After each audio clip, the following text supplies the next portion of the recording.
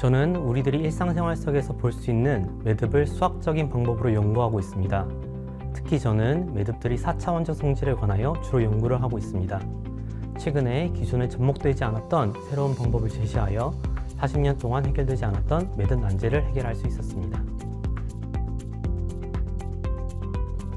저희 연구팀은 신약 후보 물질에 새로운 특성을 부여하는 단일 원자 편집 반응을 세계 최초로 개발했습니다. 본 연구 결과는 지금까지 알려진 방법으로는 만들 수 없었던 새로운 클래스의 신약 후보 물질을 빠르고 쉽게 합성할 수 있어서 신약 개발 분야에 패러다임 시프트를 가져올 것으로 기대됩니다. 우리 연구팀은 기억이 형성되고 저장되는 과정에서 뇌 신경세포 간의 시냅스를 실시간으로 관찰할 수 있는 시냅샷이라는 바이오 센서 기술을 개발하였습니다. 이 시냅샷 기술은 기억 메커니즘을 밝히고 치매와 같은 다양한 뇌 질환의 원인 규명 및 치료법 개발에 기여할 것으로 기대합니다. 본 연구는 사족보행 로봇의 손실 원리를 밝혀 기구, 전장, 제어, 전 영역에서 효율을 높인 연구입니다. 결과물인 사족보행 로봇 라이보는 세계 최초로 배터리 1회 충전으로 마라톤 풀코스를 완주하였으며 이를 통해 사족보행 로봇이 재난 현장과 국립공원에서 더 넓은 지역을 중단 없이 탐사하는 데 활용될 것이라 기대합니다. 방광암 환자들의 상태를 지속적으로 추적 관리하기 위한 인체 삽입형 무선 모니터링 시스템을 개발했습니다. 해당 시스템은 개코 원숭이를 대상으로 성능 및 안정성 검사를 거쳤습니다. 이 연구는 방광암 환자들의 수술 예후를 관측하고 재활을 돕는 데 활용할 수 있을 것으로 기대됩니다. 저희 연구진이 개발한 범용 핌 시뮬레이터 프레임워크인 U-피뮬레이터는 다양한 병렬 프로그램의 핌 적용성 및 그 성능을 분석할 수 있게 해줄 뿐만 아니라 오픈소스로 공개되어 전 세계 연구자들이 새로운 핌 기술을 실험하고 평가하는 데 중요한 역할을 할 것으로 기대됩니다. 본 연구는 윈도우와 같은 운영체제에서 발생하는 동일성 버그와 보안 문제를 발견하는 시스템입니다. 이 시스템을 이용해서 리눅스 운영체제의 11개의 새로운 버그들을 발견하였고 버그를 레포트하거나 패치를 수행하였습니다. 이러한 실효성을 인정받아 2024년 LCM SSP라는 시스템 분야 최고학술 대회에서 베스트 페이퍼 어워드를 수상하였습니다. 본 연구팀은 실세계 인공지능 훈련 비용 최소화 기술 및 감염병 관리 문제 응용을 연구하였습니다. 실제 인공지능 훈련 데이터에는 레이블 오류, 레이블 부족, 데이터 중복 문제가 존재하며 본 연구에서는 이러한 품질 문제를 인공지능 훈련 도중에 자동적으로 해결하여 훈련 비용을 최소화하였습니다. 바이오폴리머는 자연에서 얻은 친환경 재료로 흙에 섞을 경우 젤 형태로 토양 입자를 단단히 결합시켜 지반을 강화하는 역할을 합니다. 현재 제방, 도로, 지중구조물 침식 방지 등 다양한 분야에 적용할 수 있는 기술로 발전하고 있으며 향후 산업적 활용 가능성과 시장 잠재력 또한 매우 클 것으로 기대됩니다. 인류세는 인간의 활동으로 전 지구적인 변화가 일어나고 있음을 나타내기 위해 제안된 새로운 지질시대의 이름입니다. 저는 이 개념을 인문사회와 문화예술을 포함한 다학문적 접근을 통해 연구해 왔습니다. 특히 인류 공동의 책임 문제를 다루기 위해 인류세 문해력이라는 개념을 제시하고 과학 교육에 적용하는 방법을 개발했습니다.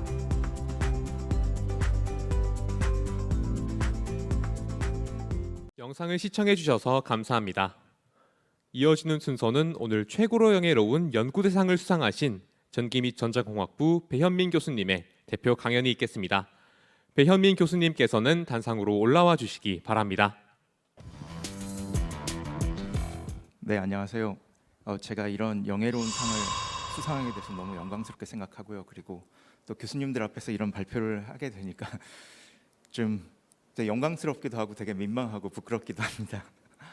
네, 제가 그 몸을 보는 관련된 연구를 좀 많이 했었는데 여기 관련돼서 좀 말씀드려 보겠습니다. 제가 여기 보이는 이 사진은 제가 만든 이제 휴대용 뇌영상 장치인데요. 현재 이거는 전 세계 300개 이상의 연구기관에서 사용하고 있고 이거 가지고 퍼블리시된 논문이 100편이 넘게 있습니다. 물론 제가 쓴 게 아니라 연구자들이 쓴 논문들이요. 일단은 본다라는 것에 대해서 먼저 말씀드리고 싶은데요. 우리가 볼 수 있는 거는 일렉트로마그네틱 웨이브가 태양에서 오는 그 빛은 어떻게 보면 굉장히 다양한 주파수를 가지고 있는데 그 중에서 우리는 비지블 라이트만 보고 있습니다. 그런데 막상 진화론적으로만 생각해 보면 우리가 인프라레드를 볼 수 있으면은 이제 껌껌한 밤중에도 동물들도 볼 수 있고 하니까 굉장히 유리한 점이 있을 것 같은데 우리는 이 가시광선밖에 보지 못하고 있습니다. 근데 우리가 왜 가시광선만 보고 있을까라는 거를 생각해 보면 태양에서 오는 스펙트럼이 물론 가시광선대가 가장 강하긴 합니다. 이 가시광선대가 가장 강하기 때문에 우린 가시광선만 보는가? 근데 그렇게 생각하기에는 요 빨간색하고 여기 적외선 사이에 어떤 빛의 세기가 도대체 얼마나 차이가 난다고 여기까지 보고 갑자기 안 보일 수는 없잖아요. 그러니까 태양에서 오는 스펙트럼의 세기하고 우리가 어떤 걸 볼 수 있다라는 거는 상관이 없고요. 그것보다 더 큰 상관이 있는 거는 요거입니다. 이거는 물에서의 일렉트로마그네틱 웨이브의 흡수도를 말하는데요. 이게 흡수도가 굉장히 높은 거고요. 여기 흡수가 되게 낮은 겁니다. 흡수가 낮은 부분이 어디인지를 보게 되면은 여기가 이제 파장으로 보면은 이제 200나노서부터 뭐 한 여기 정도까지라고 보면은 한 900나노 정도까지. 그러니까 가시광의 파장대하고 이제 물의 흡수도가 가장 낮은 게 이제 가시광 그 부근에 이제 파장이 가장 낮다라는 걸 알 수가 있습니다. 이런 현상이 어떤 걸 만들어냈냐면 이 지구상에 살아있는 생명체의 눈인데요. 우리가 가지고 있는 이런 눈을 도대체 어떤 것서부터 가지고 있는지를 보면은 포유류 그리고 어류도 있고 심지어는 곤충도 카메라 아이를 가지고 있습니다. 그러면 굉장히 진화로 봤을 때는 굉장히 윗부분까지 저등 생명체서부터 이제 눈을 가졌다는 걸 알 수가 있고요. 이거를 화석을 통해 가지고 연구를 해보면 눈이 언제 생겼냐면은 케임브리아기 때 생겼습니다. 케임브리아기 때면 5억 년 전이고 지구가 45억 년 전에 만들어졌잖아요. 그런 다음에 이제 40억 년이 지나 가지고 눈이 만들어졌고요. 눈이 만들어진 지 지금 5억 년이 지난 상태입니다. 근데 그러면은 케임브리아기 때는 그때 이제 눈이 처음 생겼는데 그때 어떤 일이 일어났냐면은 이제 케임브리아기 때는 모든 생명체는 물속에서만 살 때였습니다. 물속에서만 살 때였는데 이제 눈이 생기고 나서 그때부터 이제 잡아먹는 게 생기기 시작했어요. 눈이 있으니까 이제 가서 잡아먹을 수 있죠. 그때 잡아먹기가 시작되고 그때 잡아먹히지 않으려고 민물로 도망간 게 우리의 조상이고요. 그렇기 때문에 우리는 5억 년 동안 바닷물을 마시지 않아서 지구의 가장 흔한 물은 바닷물인데 우린 바닷물을 먹지 못합니다. 그래서 물속에서 가시광선이 통과한다라는 게 굉장히 큰 의미인데요. 그 이유는 우리의 몸은 70%가 물입니다. 그래가지고 우리 몸을 보기 위해서는 우리 몸을 통과할 수 있는 그런 어떤 에너지원을 사용을 해야 되는데 이제 그런 측면에서 봤을 때 우리가 그 엑스레이를 많이 찍기는 하는데 X선은 사실 우리 몸을 통과하지 못하는 그런 파장대입니다. 그래서 아이오나이제이션이라는 문제가 발생하죠. 그리고 다른 주파수가 낮은 거 다 우리 몸을 통과하지 못하고 근데 이제 가시광은 물을 통과하니까 그러면 가시광으로 우리 몸을 볼 수 있느냐? 근데 우리 몸은 산란체라서 또 볼 수가 없습니다. 그래서 하지만 파장이 길어지면 길어질수록 산란의 효과를 이제 극복을 하게 되는데요. 그래서 가시광보다 약간 파장이 길어지는 영역은 우리 몸을 굉장히 잘 통과하고 이것을 이용해서 우리 몸을 볼 수가 있습니다. 그리고 또한 우리 몸을 볼 수 있는 모달리티 중에는 사운드 웨이브가 이제 우리 몸을 잘 통과하는데요. 청진기를 통해서 우리 몸의 소리를 듣는다는 것 자체가 물이기 때문에 소리가 잘 통과해서 보는 거고요. 그렇기 때문에 초음파라는 그 의료 장비를 이용해서 우리 몸을 볼 수 있습니다. 물론 마그네틱스도 이제 물을 통과하는데요. 이거는 너무 덩치가 큰 기계라서 제가 여기에는 손대지 않고 저는 요 근적의 선과 요 그 초음파를 이용해서 몸을 보는 연구를 진행해 왔습니다.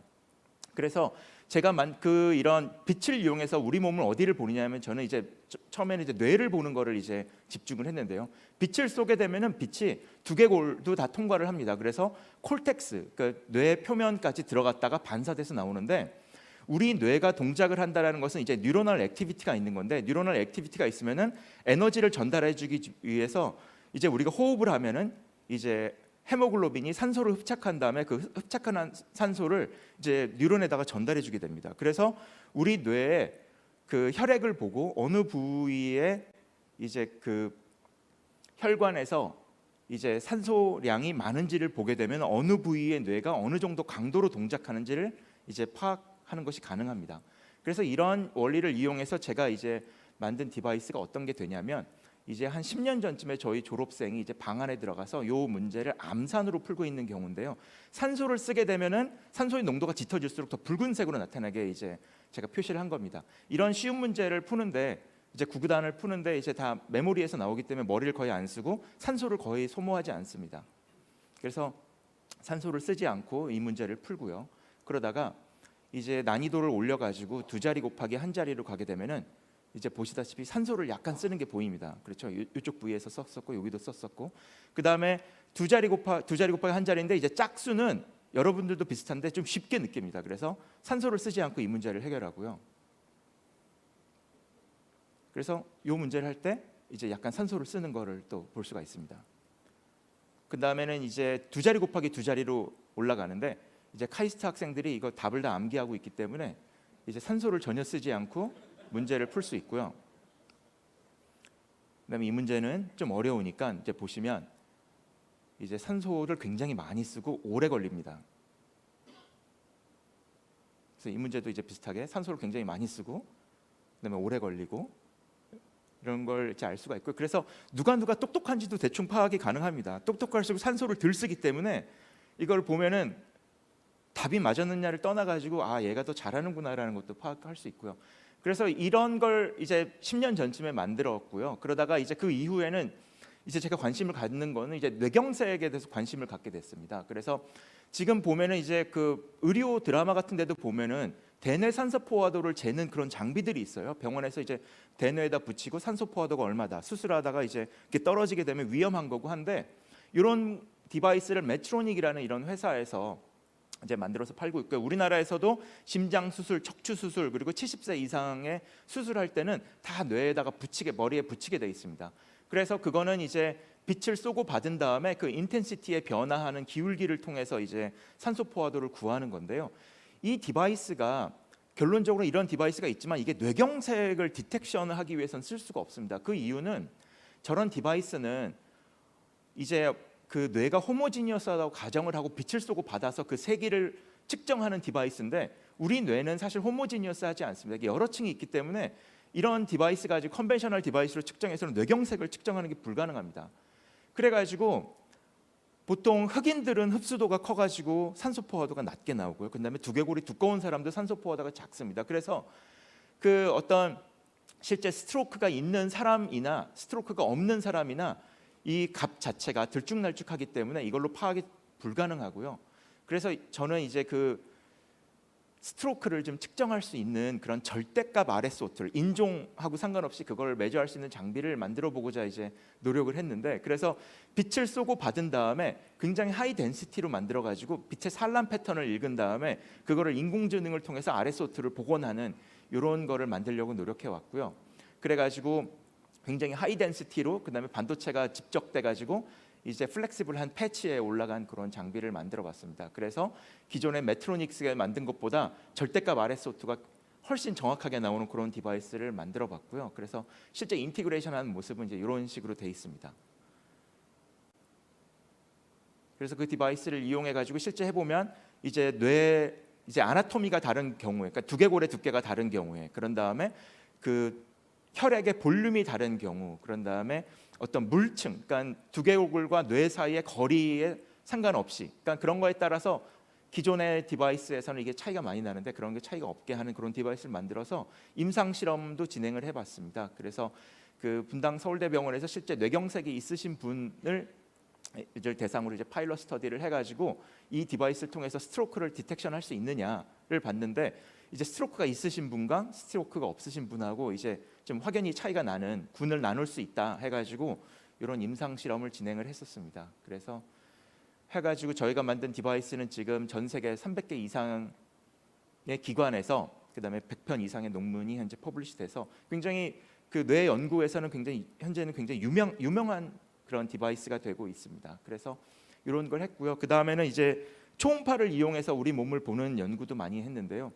이제 초음파는 지금 현재 가장 많이 쓰는 진단 모달리티지만 이게 영상을 보게 되면은 어떤 픽셀은 이 조직에 대한 어떤 값을 전혀 주지 않습니다. 그래서 의사 선생님은 이거를 보고 순전히 경험에 의해서 판단을 합니다. 이거는 모양이 좋으니까 양성일 거고 모양이 안 좋으니까 악성일 것이다는 이런 판단을 하고 있습니다. 그래서 트레이닝이 되지 않은 의사들은 보기가 굉장히 어렵고요. 그래서 이런 문제를 이제 해결하고자 했는데, 일단 초음파는 어떻게 동작을 하냐면 이제 빛을 쏘게 초음파가 음파를 쏘게 되면은 그냥 반사되어 온 그 엔벨로프를 크게 반사가 되면은 크기가 크니까 더 환하게 보이고요. 그런 다음에 그 위치를 그대로 디스플레이 하는데, 이게 2차 대전 때 쓰는 레이더 기술하고 똑같습니다. 근데 2차 대전 때 이게 제가 레이더 기술을 좀 많은 게 제가 독도 경비대에 있을 때 레이더 병이었었거든요. 그런데 그거랑 똑같습니다. 이게 영상 질도 비슷하고요.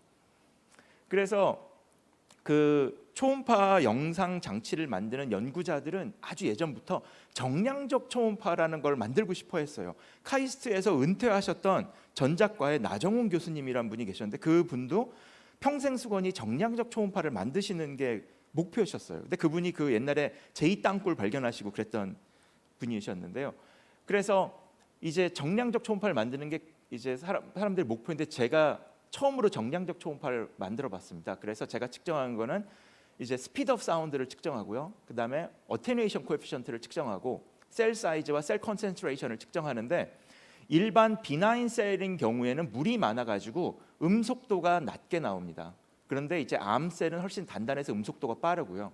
그다음에 감쇄 측면에서 봤을 때 물에서는 음파의 감쇄가 적기 때문에 0.1dB 정도 감쇄고, 악성셀에서는 1.5dB의 그런 감쇄가 발생을 합니다. 그래서 이런 속도를 제가 이제 직접 측정하는 걸 만들었는데요. 이거는 사실 인버스 프로블럼을 푸는 굉장히 복잡한 토모그래피인데, 지금까지 인간이 풀었던 토모그래피는 MRI나 CT처럼 이렇게 둥그렇게 해가지고 트랜스미션 토모그래피를 풀어왔는데, 초음파는 프로브가 한쪽에 있다 보니까 토모그래피를 풀기가 굉장히 어렵습니다. 근데 이전 음파 도메인에서 그걸 읽어가지고 어떤 정량값 이미지로 만드는 그런 파운데이션 AI를 바탕으로 한 그런 토모그래피 엔진을 만들었고요.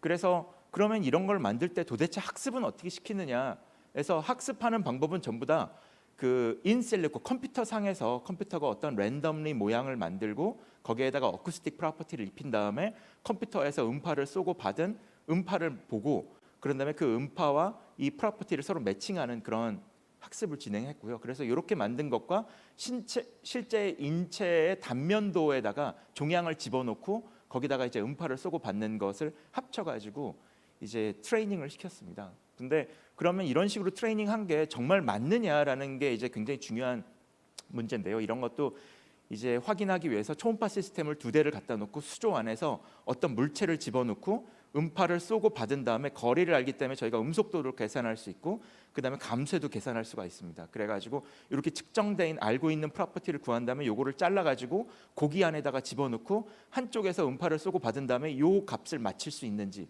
이런 과정을 통해서 이제 검증하는 과정을 거쳤고요. 그래서 지금은 90% 이상의 애큐러시를 잘 맞춘다라는 게 확인이 된 상태입니다. 그래서 이거는 실제 임상 실험에서 쓴 경우인데요. 요 초음파 영상을 보면 이제 아무리 숙련된 의사 선생님도 이걸 보면은 이제 양성셀이라고 말을 합니다. 그런데 이제 정량적 초음파를 보게 되면은 이렇게 나오게 되는데, 여기를 보게 되면은 감쇄 계수가 1.5 dB 이제 센티미터로 나오죠. 그리고 음속도를 보게 되면 1700m/s를 보니까 이거는 명백하게 암셀입니다. 그래가지고 의사 선생님이 이걸 보면은 양성이라고 판단하지만, 이걸 보면은 아무리 어떤 초보 의사도 이거는 암이라는 걸 알 수가 있고요.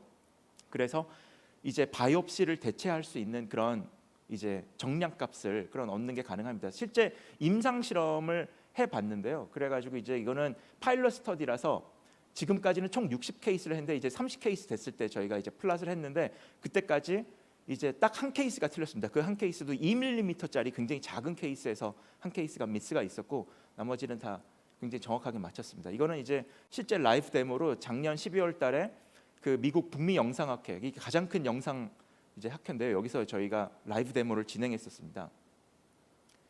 동영상 좀 부탁드립니다. 네. 그래가지고 이제 비모드에서 영상이 잡히고, 그런 다음에 이제 프로세싱을 해가지고 옆에 화면에서 이제 정량값을 얻은 정량값 이미지를 이렇게 보여주는 그런 것이고요. 그래가지고 이제 스피드 오브 사운드랑 어테뉴에이션이나 스캐터러 컨센트레이션, 그리고 그 스캐터러 다이아미터를 이제 구하는 이런 실시간으로 구해지고요. 그다음에 이거를 이용해서는 이제 지방간도 구할 수가 있는데요. 그러니까 지방간을 가장 정확하게 구하는 방법은 MRI를 찍는 방법인데 MRI를 가지고 이제 지방간을 측정하지는 않죠. 근데 이제 감쇄계수를 정확하게 측정할 수 있다면 이제 그거를 통해 가지고 이제 지방 퍼센티지를 구하는데요.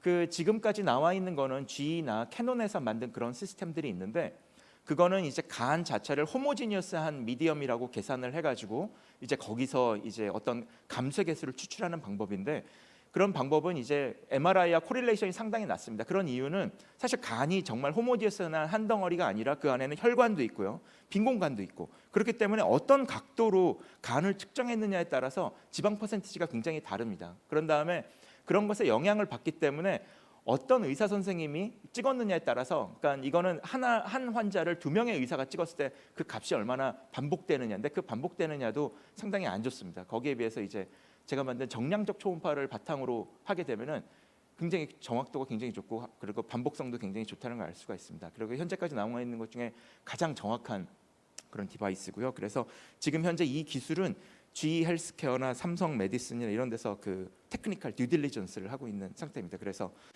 조만간 장착이 될 수 있지 않을까 생각하고 있습니다. 네, 제 발표는 여기까지입니다. 감사합니다.